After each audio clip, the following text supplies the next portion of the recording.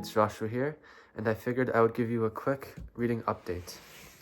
So, since the last time that I gave you an update, I think about 10 days ago, I read the fourth and fifth, or was it? No, sorry, the fifth and sixth books in the Earthsea series, and that would be Tales from Earthsea, which is actually a short story collection, as well as the very last novel and the finale of the series, The Other Wind.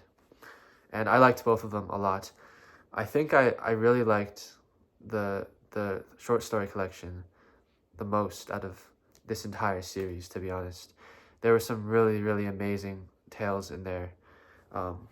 There was a love story, and I love romance, so that was really good. It was very compellingly written, and just overall in all the stories there were really memorable characters and really memorable things that happened. Yeah, I really liked it. When it comes to the very last novel, The Other Wind, I think that Ursula K. Le Guin was trying to do a lot in the novel. She was frequently switching perspectives. It was much more complex, especially when you compare it to the first novel in the series, where it's only from Ged's perspective, and it's a fairly linear plot, I would say, whereas this is jumping around everywhere. But I think Le Guin really does pull it off. I think she does a good job, and I think it was a really beautiful ending. Although I won't go into details, because I don't really want to spoil it, and that may take a long time as well. So, but I really enjoyed this, and because of that, I decided to go out and purchase a copy of Ursula K. Le Guin's collected poems. So far, I'm about 70 pages into this, and I'm really, really enjoying it. Some of the poems I find to be a little bit confusing, and therefore I haven't connected with them too much. But for the most part, I really, really like them. They're very beautiful.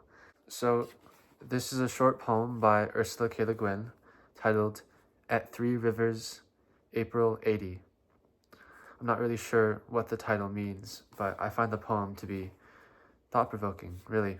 A tree that blossoms in the wilderness in some April beyond history, and farther west than all the pioneers, is in no way less, though there be none to bless, and no woman stand in tears under the whitening flowers.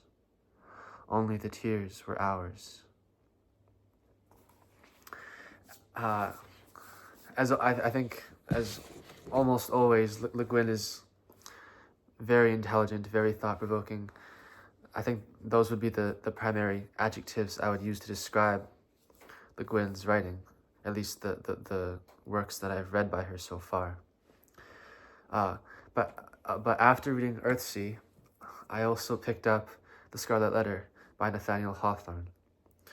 Actually, I had read about half of this novel maybe about a month or two ago, and then I must have gotten sidetracked and started reading something else, so I left it alone, unfinished.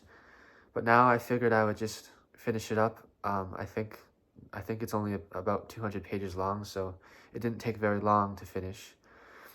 And I think it was really beautifully written, definitely, and well written.